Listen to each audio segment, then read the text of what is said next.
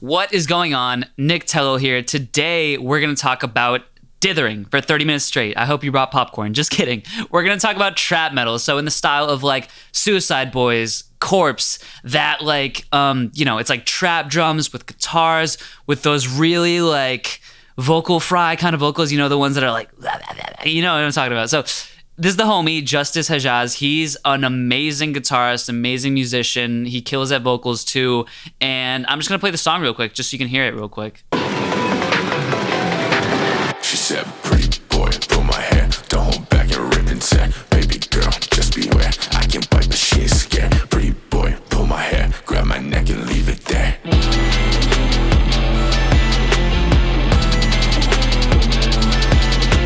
Where's your self-control? Did you leave it at the door? Can't help but to scream when you're pinned against the floor. Little baby, break your back. Your girls don't know how to act. Just wanna get tied up, say less please. Let's never give a fuck, oh yes please. Not up on some bullshit, but get down on your knees. Does what I say, but don't make it with these. And then just in the interest of time, here's the guitar solo. Grab my neck and leave it there.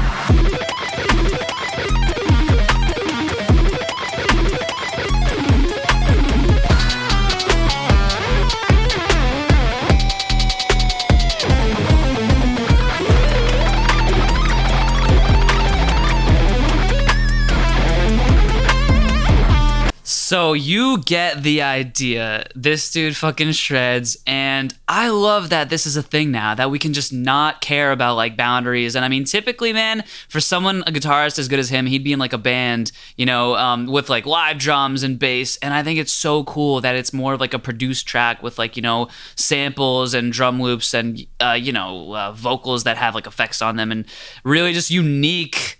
It's the most unique music in the world to me right now, aside from like hyperpop, which I've also done some videos on. So one thing that I want to stress about this is that this is a very well-produced track. And when you get tracks that are produced well and you hear that like, the drums don't need that much more punch to them, the guitar, the tone is already pretty good.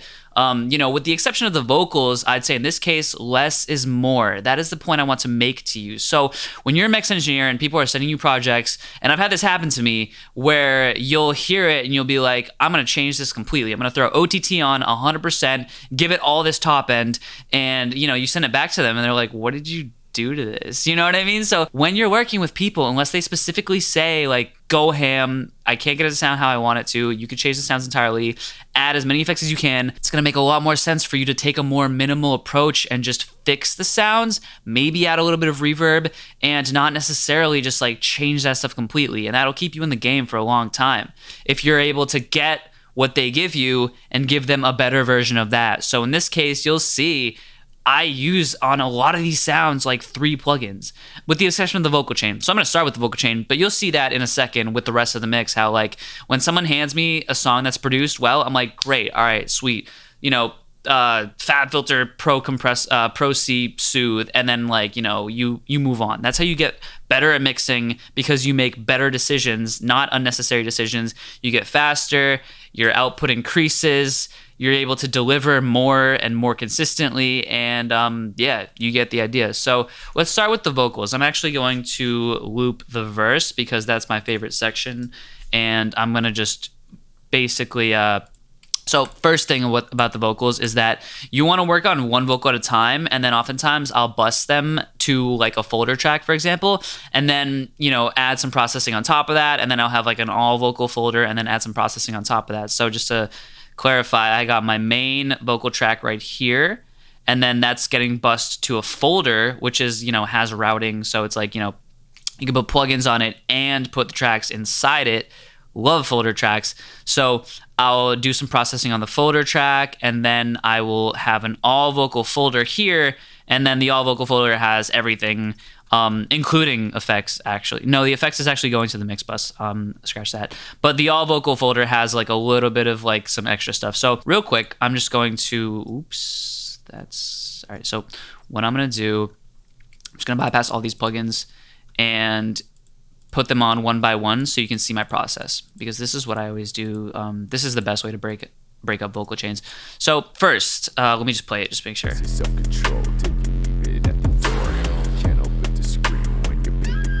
So the first thing you want to do is you actually want to raise your vocal higher than it kind of should be in the mix. I will raise it like 5 decibels or so. So let's hear that. Yeah. So we can obviously hear the vocals a lot louder now. So the first thing I do is I never assume that people record this stuff through like high quality gear. A lot of people record through, interfaces that are, not necessarily preamps. And a lot of times, like what I do to get sort of like a preamp sort of color, my favorite preamp is the Avalon, just because it just adds clarity to pretty much anything I put through it, without even touching the EQ. I didn't even touch the EQ. Wow, that's crazy. So, I'll do just a little bit of I'm literally just increasing the gain and running it through this preamp. And there's a little bit of a filter on there as well, but it literally just adds a little bit of juice to it in terms of like, it just gives it a little bit of a clearer sound. And it also, in my experience, smooths out the vocal just overall. So here's without it. It's your self-control. Did you leave it at the door? And here's with it. It's your self-control. Did you leave it at the door? Yeah, obviously it's a little bit louder, but it definitely has a little bit more clarity to it. So that's the reason why I use this plugin. So the next thing I do is I put a little bit of compression. So these first 2 plugins are my way of like simulating gear in the box. So like I have these 2 pieces of gear, and when I had a studio, I would always run my vocals through these 2 pieces of gear. So the first thing is, preamp, saturation, it's a plugin, and then just doing a little bit of compression here. So it's your self-control. Did you leave it at the door? Yeah, the trick with these like vocals that are very like, they're kind of quiet, you know what I mean? He's like, which is dope. Like I love that, but it's kind of quiet. So like the more we compress it, the more exciting it becomes. So that's why I do a lot of compression, just right off the bat. It's your self-control. Did you leave it at the door? And yeah, like I talk about this all the time, but fast release times are ideal. When you have slow release times, it's your self-control. Did you leave it at the door? It's kind of pumpy sounding, so you don't really. Yeah, these are my default settings for the distressor. It's just half and half.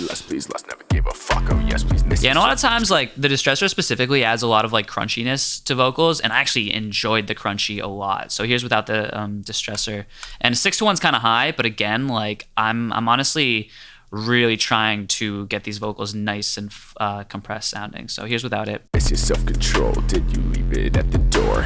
Here's with it. It's your self-control. Did you leave it at the door? It's a little smoother, right? It's a little bit flatter. So you got to make sure you're gain matching as well. So you tweak the output knob and just make sure it's the same volume coming out as it is coming in. So next thing, de-esser.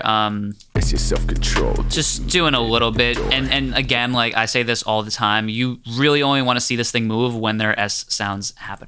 So, all right, a little bit of EQ. It's your self-control. Nothing crazy. Apparently, fuck that frequency. CLA 76. Little baby, break your back. All right, so for the CLA 76, so this is my second stage of compression. Again, I have settings that are my go-to settings. It's attack 6 and release 6. I find that stuff just, that brings the vocal forward. It doesn't absolutely murder the transients, and, it evens it out nicely. So here's without it. It's your self-control. Did you leave it at the door? Here's with it. It's your self-control. Did you leave it? Ooh, someone didn't gain match that quite well. Words. It's fine. It's not that serious. So, but it is serious when you're trying to A/B and make sure that it doesn't just sound better to you because it's louder. So anyway, it's a little bit of compression on there. And then the next thing that I do always is multiband compression, because a lot of times when you add compression, it juices the mid-range up. And also, like, there's more mid-range than you need in this vocal to begin with. So this is typically what I'll do with the mid-range. It's your self-control. Did you leave it at the door? Can't help but to scream when you're pinned against the floor. So this right here, all this low stuff, we don't want to necessarily like zap it completely. We want our multiband compression to be reacting to it. And that's the point of multiband compression, is to, when it goes above the threshold, it says, okay, pull it down with these like set attack and release times, and it's gonna pull it down, it's gonna react to it, and it's not gonna make it so thin. It's not gonna be pulling out when it's not necessary for it to pull out those frequencies. So that's the point of multiband compression. So after that, this is something I do sometimes. I like putting transient shapers on my vocals sometimes, because especially for this very like attacky kind of vocal sound, he's like, you know what I mean? Like, it helps when you add a little bit of transient shaping to that. And I know what you're thinking, but Nick, why wouldn't you just make the attack time a little bit slower on the compressors? And you can do that too. This is what I do. I like evening things out, maybe potentially undoing a little bit of what I did with more plugins. That doesn't work for everyone. Works for me. I sometimes go in circles. So try this, and also try making your attack time slower. I just kind of feel it out, man. I kind of get in the zone when I mix, and I don't really think about these things too much. It's your self-control, did you leave it at the door? Here's without it. It's your self-control, did you leave it at the door? Here's with it. It's your self-control, did you leave it at the door? Yeah, so very subtle, but you got a gain match again with these. Yes. All right, so next thing I do is Soothe. This is a great plugin. I use this a lot on all my mixes, honestly. And it's also because I have like a custom PC with an i9 thing, and so it's really powerful, and I can get away with using Soothe on every track. But what this does is it basically evens out these annoying frequencies. It automatically suppresses the frequencies that are kind of resonant and overkill. It's your self-control, did you leave it at the door? Can't help but to scream when you. So this is very helpful because with these vocals that are kind of like more on the whispery side, you'll get a lot of harshness, and you obviously don't want that. So this is kind of taking care of some of that stuff. It's your self-control, did you leave it at the door? Yeah, and again, like I've gone over this before, the best way to use this plugin, like if you go to like the factory default preset, you just look at it and you look at what frequencies you want to take out. So obviously it's doing a lot here. I'll probably take the low cut off, and I'll be like, all right, so maybe it's doing a lot here. And if I know for a fact I want less mid-range, then it's like kind of the opposite of an EQ. Where you boost it is where it's suppressing, and then you don't want to do too much, so I'll try to turn the depth down. So that's usually how I'll set that up. And then, yeah, let me just go back to how it was. So next thing I'll do is a little bit of EQing. I did want a little more top end out of this. And this point of the mix is usually where I'll start doing some dynamic work. So dynamic meaning you don't necessarily want to cut these frequencies.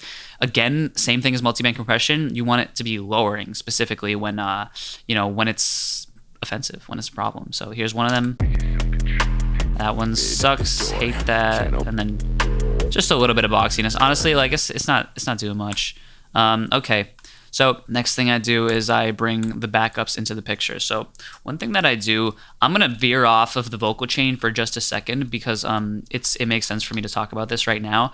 I have this thing called Revoice Pro, and this right here, I'm telling you, is the secret to my tight vocals. I get a lot of compliments on my tight vocals, and this is the motherfucking secret right here, Revoice Pro. So I'm just gonna play. So Revoice Pro, what you do is you, and I actually have my assistant Sean do this for me. What you do is you highlight this. You open this in Pro Tools. It works different depending on like what DAW you're using, how you do it. I have it here as a standalone. Check like right here. You can see it down there as a standalone. And what you do is you go to Audio Suite, and then you go to, this is actually already done, so it really makes no sense for me to do this right now, but you go to Synchro Arts, Revoice Pro APT, and then you hit the Capture Guide button. Wow, this is highlighted. And then you get nice and fast with it, and you got the key thing on. So I do the semicolon just to go down. And then you do Capture Dub, Capture, Spot, and it'll actually it'll match it. So like I said, this has already been done by my assistant, so it makes no sense for me to do that right now. But trust when I tell you that this is the key to tight vocals. You need some software. I don't care if you get VocalLine. I don't care if you get Revoice Pro. I mean, you could align it by hand. You'll save 20 hours if you spend the money on this plugin, though. I'll tell you right now. As soon as I bought this plugin, I was like, this is going to pay for itself in a week in terms of like time I saved. So the other thing that I do, and this is fucking clutch as well. So, all right, let's say the vocalist only sent one double. But as we know, if you follow me at all in my content, I always talk about left, right, center. So if you only have one double, you only got a left. So what you do is, So it depends on if you have this plugin or not. I'm going to say it right now, but there are other plugins, but so Quick Doubler again, this right here is a secret weapon. So what you do, capture, select the section below, spot, and just like that, you have a double. What it does is it has an algorithm, and it'll move the timing off a little bit on certain syllables. It'll change the pitch on stuff. It's an algorithm, and it synthesizes a double for you. And so this entire, let me just play just the left and the right, just so you can hear the difference between the left is like the OG, and then the right is the synthesized double. So let's listen to those right now. This is self-control. Did you leave it at the door? Can't help but to scream when you're pinned against the floor. Little baby, bring it back. Good girls don't know how to act. Just want to get tied up. Say.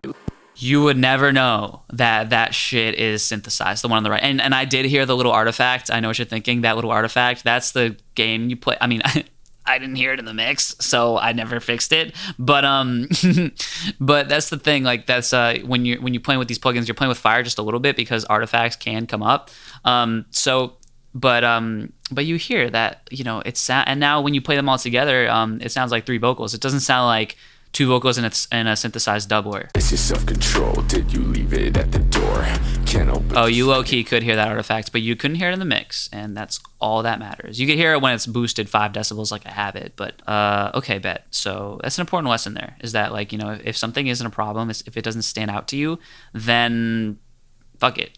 You know, it's not that serious, and that's how you end up, like, wasting your whole life trying to finish records that are at like 90%, and you won't finish them because they're at 90%. It's like, you know, it's because you obsessed over the little things. So anyway, that's enough for that philosophy lesson. So let's go back to the vocal chain. So next thing I do is a distressor. This is self-control. Did you leave it at the door? It's great because it kind of like glues the vocals together a little bit more. So especially when you have multiple vocals there. And then same kind of settings too, you saw. This is self-control. Did you leave it at the door? Yes. Can't help but to scream. Okay, cool. So let's pick a different section, because now that artifact is kind of bugging me just a little bit. So let's go here. Little baby, break your back. Your girls don't know how to act. Just want to get tied up. Say less, please. Let's never give up. Yeah, literally just lowering the mid-range. And then, so one thing that I do is I add OTT on, and OTT is great. I wouldn't recommend it all the time because it will change sounds drastically if you're not careful. But the best thing about it is that it really just kind of like gives you what you want if you're trying to get your vocal to sound a little more clear sounding, honestly, and a little less mid-rangey.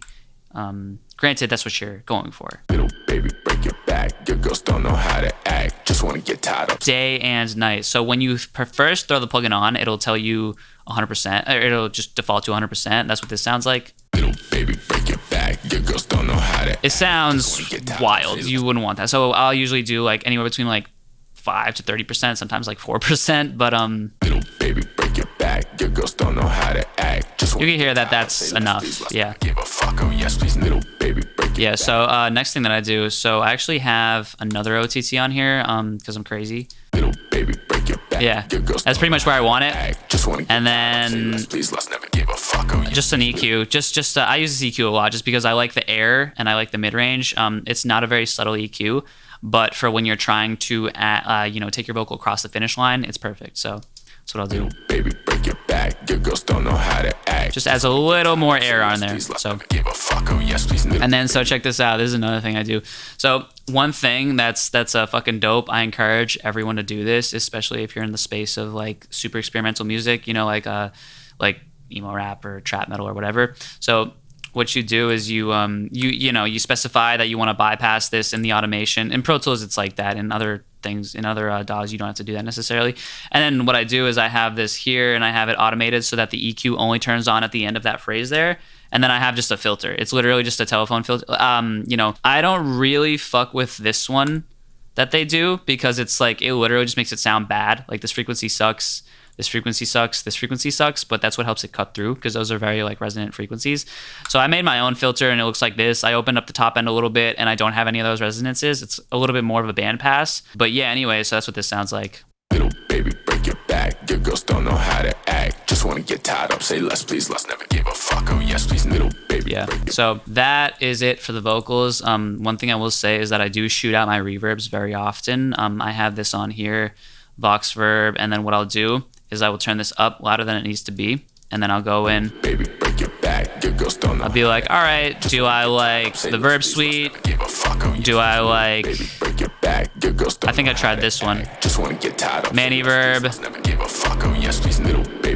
Do I like R verb? So I went with the plate because I love this Slate CLA-AL2 box verb. And again, like, I cannot tell you why I went with this. I can tell you it's because it's the cleanest sounding actually with the vocal. But it's very hard to describe like why one reverb works over another. That's why I like always shoot out my reverbs. And I think that this one, it worked because it's very like clear sounding. And a lot of times like reverbs, depending on what reverb you're using, it'll like amplify resonances and you'll have to like do a ton of EQ work to it. And a lot of like good reverbs don't do that. You know what I mean? Like if you're working with a bad reverb, it'll do this shit. You know what I mean? It'll have like a section in the frequency range that's super resonant for no reason, and you're just like, well, this reverb sucks. So like the less you have to do that, the better your reverb is going to be, the less work you're going to have to do, and the less it's going to muddy up your mix. So, and again, like you can see, like I did still lower like this frequency range, for example. So like I always EQ my reverbs after the fact. So yeah. Cool. That's it for reverbs. That's it for doubler. One thing I will say is that I actually didn't use delay. This is actually not very common for me, but I didn't use delay on this because this is kind of one of those mixes where, like I said, less is more. I want to keep my mix up front as possible, and the delay was just cluttering things up. So that's why I did not add delay to this song. Like here's like if I had added delay, this is what it would have sounded like. Little baby, break your back. Your girls don't know how to act. Just want to get tied up. Say less, please. Less, never gave a fuck. Oh yes, please. Little baby, break your back. Your girls don't know how to act. Just want to get tied up. You know what I mean? Like it just takes away from like the punctuality of the words that he's saying. You know what I mean? So that's why I said fuck delay on this song, with the exception of like the ad libs. So anyway, now let's bring the vocals back down into the mix. Little baby, break your back. Your girls don't know how to act. Yes. Okay. All right. So one thing I will say about this beat is that, like I said, Justus is good at producing in terms of like, you know, picking out samples and getting things that just sound clean in general, and also a guitar tone. So you really don't have to do much. And when you know what you're looking for, you know how you want things to sound. In general, you don't have to do a lot more. If you kind of scan my processing, you could see a lot of what I did was just basic EQing. None of this is even worth going into, because look, all I did in a lot of cases, maybe I'll boost the mid-range, maybe I'll do a little bit of compression, I'll do maybe some saturation on certain things like, you know, hi-hats and, you know, loops that I want to have more energy. Maybe I'll do a little bit of this, a little bit of soothe, you know, literally just, you know, fab filter and soothe, and, you know, the guitars I'll go into a little bit more. But this is the point I want to make to you, is that, you know, when you get these things that are produced well, you can literally just throw fab filter. And when I say throw, I don't mean like do it carelessly, but like you literally just throw like 2 plugins on there, get it to sound how you want it to sound, you know, get it in the pocket mix wise, maybe add some I actually did add a lot of reverb to a lot of this stuff, just to give it some ambience. But, you know, you don't have to overdo it, and you don't have to like kill your mix with like, you know, processing and plugins and this and that. So yeah, I use OTT on a lot of stuff, especially things that I want to sound a little more like, you know, clear and a little less like mid-rangey, and maybe a little more, you know, with a little more high end. So, you know, but the whole point I want to make is that you see here, like it's like literally like 4 plugins. It's like Fab Filter, Pro C, Soothe, and then OTT in some cases. And that's literally all you got to do. Mixing is really an art, and there's different ways to approach it. And in a lot of cases, like I'll hear a sound immediately and I'll be like, do I even need to do anything with this other than maybe cut the low end and compress it slightly? So that's huge. When you're mixing and you get to a certain point, there's no need to overmix. One thing I will say, get good tools and understand fully how to use those tools. Fab Filter is my lifeline. Same with Pro C. Like these 2 tools right here, I use on everything, and I can get something to sound exactly how I want in like less than 30 seconds in a lot of cases, just from having good tools and knowing how to use my tools. All right, so let's talk about this drum loop. So when you get drum loops, it's a very interesting thing, because you can only do so much with a drum loop to try to get it to sound how you want it to sound, because of the fact that you're working with multiple samples inside. So what I do is here's what I do. I automate my reverb on just during the snare. So I have a reverb set up on a bus, and you'll see it right here. You'll see it turning on just on the snare.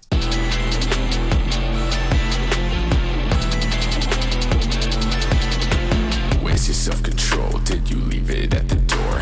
Can't help but to scream when you're pinned. Yeah, so you see I'm really only having this reverb turn on just on the snare hit, you know what I mean? So that's one thing that I do. I didn't really talk about the exciter too much. So the other thing that I do is, because of the fact that we have different hi-hats happening in different sections of the song, I have to basically I actually wanted a little more top end out of the hi-hats. So I have Neutron's exciter on here, Boy, pull my hair. adding a little bit. Here's without it. Baby girl, just beware. I can bite, but she is scared. Pretty boy, pull my hair, grab my neck. And then here's with it. Boy, pull my hair, don't hold back and rip and tear. Baby girl, just beware. I can bite, but she is scared. So I wanted a little more top end out of the hi-hats, so I have that going on just there. And then one thing that happened though is that he brought in a different hi-hat in the loop here, so I had to bypass that because with it was too much. Where's your self-control? So with this hi-hat, that exciter was just a little bit too much. So here's if I had added that exciter during this verse. Where's your self-control? It's a little bit too crispy. So here's, Can't help but to scream yeah. when you're pinned against So the floor. that's what you gotta do. You gotta have yes, I wanted an exciter in the section that had those a little bit more, a little bit lower in the frequency spectrum hi-hats, and then I bypass the exciter when when the crispier hi-hats come in, because I don't want to overdo it. And then it looks like here I actually had some C4 happening as well. So I basically I had to actually compress that top end in just that section. So I automate this little band. I automate the C4, the multi-band compression on just for when those hi-hats come in. Where's your self-control? Did you leave it at the door?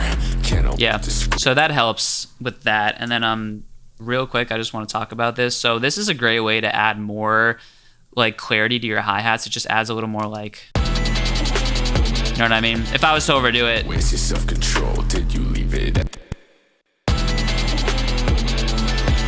Yeah, so it's a great tool for when your hi-hats are doing, are not doing enough in the top end specifically. So, all right, so for the 808, again, I didn't do so much with the 808, but what I did do, let's see it. So the 808, one thing that I did do actually was that I actually I actually doubled up on the 808. This isn't something I normally do, but I basically sent it self-control? Did you to another bus. Can't help but to scream when you're pinned. We're about to have to solo this because I never work on my bass in solo, but for you to be able to hear it, you're going to want to hear it in solo. So here's with it. Or I mean without the vocals. So here's the 808. So here's how it was originally.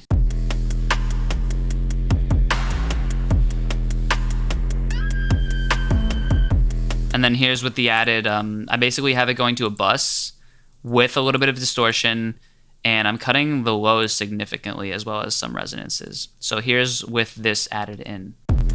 Actually, let me do it without again. And then here's with it. So it's typically I'll cut the lows because I don't want to double up on the low end, but in this case, honestly, I just left it, man, with these with these trap Suicide Boys Corpse type songs. I mean, you can get away with overdoing it on the bass a little bit. So I just left it in. I did lower the low end by 5 decibels, but I didn't cut it entirely because I felt like busting it, and then basically doing a parallel distortion without even cutting all the low end just added a lot more beef to the song and the arrangement overall, because this actually plays into another point that I want to make. When you only have so many elements, and when your music is based around drum samples, an 808 and a vocal, your 808 has to knock. Your 808 is the equivalent to a rock band's entire rhythm section in this case. That's why trap, the 808 is so loud, because the 808 is the whole ass point. Listen to Backseat Freestyle by Kendrick Lamar. It's literally a vocal and an 808 and a bell sample way in the background. And the reason that song knocks is because the 808 hits like it should. So that's why your 808 has to be priority, and you can make it louder than it should be, in this case, because it's so important to the mix overall. Moving on, so let's talk about the guitars real quick. So with the guitars, let's play the solo for a second. So like you don't want to mess up someone's guitar tone too much. That's playing with fire. You know what I mean? You don't want to hand them something that's like, what did you do? Unless they're specifically hiring you to like reamp or for your like tone abilities. So what I did here, let's see what I did. I know I didn't do a lot. I know that everything I did was mainly like housekeeping. So here's my entire thing. I'll break it down for you. And again, like Soothe, this is why having tools that work amazing, that you know how to use, is key to making it and mixing. So a little bit of Soothe. What it's doing is just lowering, it's kind of just evening out some of these resonances, I want to say. Let me just loop that one section. Yeah, and the guitar didn't really have as much top end as I would like. So, you know, what I do in a lot of cases is I'll actually cut from the mids, and that'll bring the top end out more. So, or I could just EQ it. Wow. Yeah, that's it. I added an EQ there just to bring that out. And then here's one thing that I did. I actually added OTT on top of this because I knew that it would do exactly what I was just describing, where it would add just a little bit more top end in. So here's with the OTT. You know what I mean? Like, it would bring out that top end a lot, but I'm not in the business of, like, you know, changing people's tone entirely. So here's just with a little, here's without it. One more time, here's without it.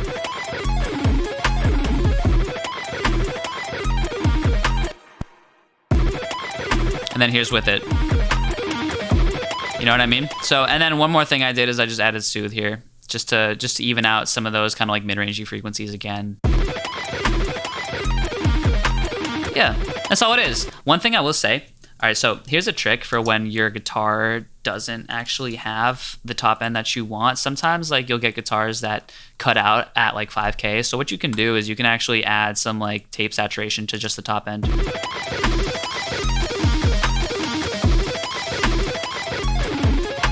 That's the hack for when you get guitars that are too mid-rangey and don't have enough like distortion in the top end, is you throw an exciter on there. But we're not gonna do all that for this mix. I did that on some of his other mixes actually, but not on this one specifically. So all right, moving on. One more thing I want to talk about is sidechaining the vocals. So sidechaining the vocal, I actually have a way where I, as you can see, sidechain it here over to Soothe, which is a great plugin actually.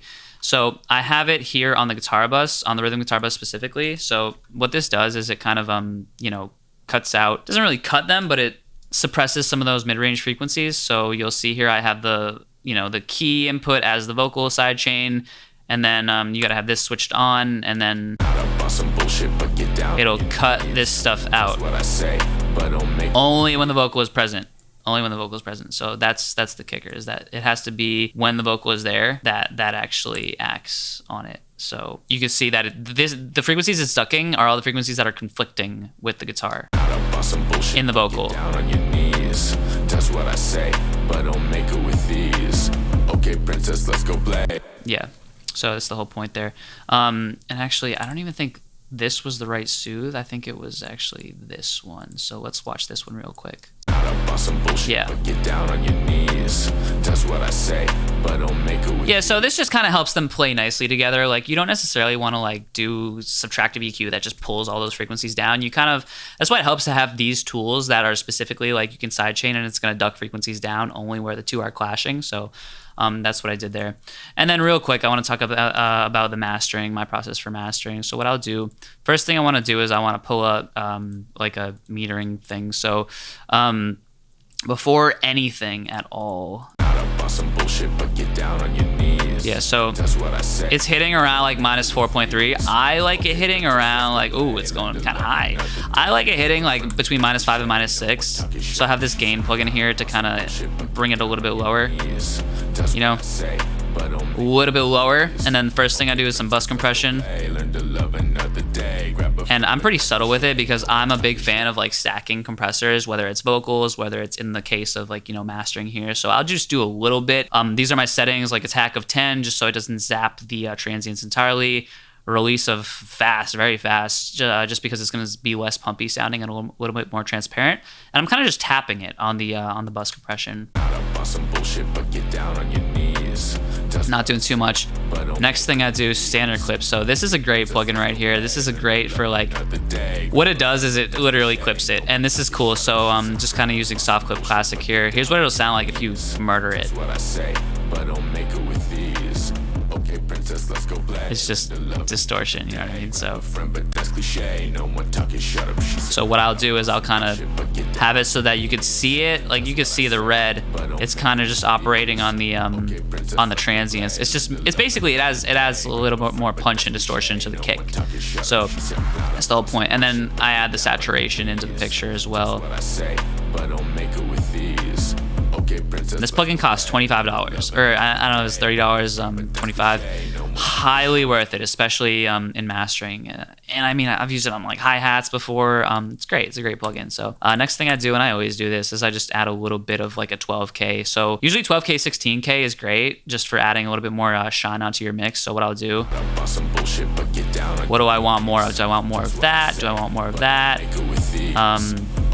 And then I'll kind of just bring it up a little bit, you know, not too much. Next thing I did, I just fixed the gain a little bit, and then Oxford Inflator is a great plugin. It kind of just makes things louder. What you do is you set the ceiling to like where you want to be peaking. So in my case, I guess minus 0.6. You drive the input a little bit. I usually drive it until it's kind of in the orange, and then you do this little effect thing, and it kind of just makes it louder. Watch. Some bullshit, but get down on your knees. That's what I say, but don't make it with these. I think what it does is it basically just enhances the harmonic content that's there and makes it louder. Like you'll notice, like when you drive this a little bit more, the lufts will go up because it makes it louder without peaking. It's very similar without peaking louder. It's very similar to a limiter. So yeah, that's what I do. I don't do this in every mix, and they actually recommend you do more. You do like 100% effect, but I usually just tweak it, and I don't go crazy with it. Next thing I do is I just do a little bit of width on the top end. And there has to be top end information for this to work, but I just kind of use this stock air thing to just add a little bit more to the top end. Bro. You see what I'm trying to do right now? Yeah, there we go. Okay.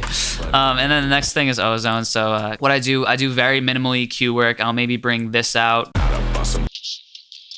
because it's going to bring out the vocals just a little bit. I think the hi-hats were a little wild, so I kind of brought this top end down slightly. And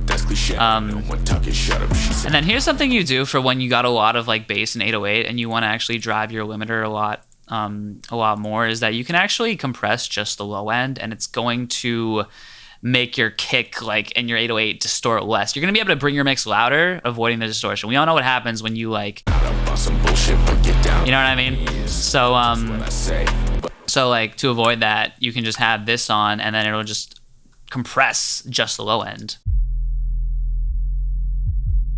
That's what I say, but yeah.